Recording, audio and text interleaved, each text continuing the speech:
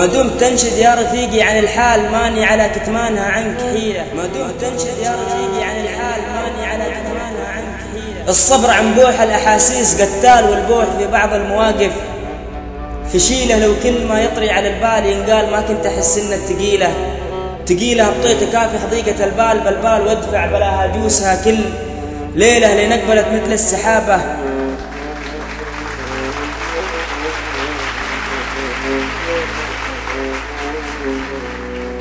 ليلة لين أقبلت مثل السحابة بأمطار تشفي غليل اللي تزايد.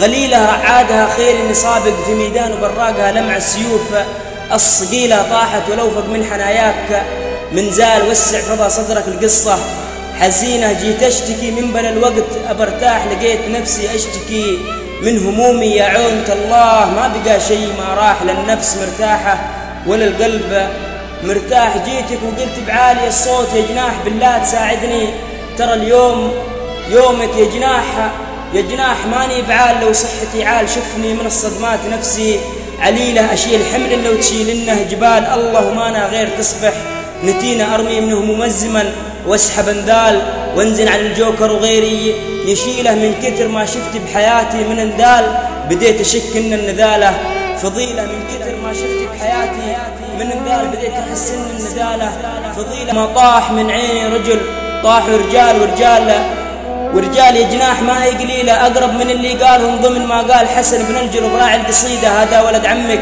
وهذا ولد خال وهذا صديقي ما ندور بديله. سبحان من هو يا بشر بدل الحال وحط الجفا بين الخليل وخليله. هذا الزمن يبغى له إنسان دلال من يستحي هالوقت واعي الزتيلة.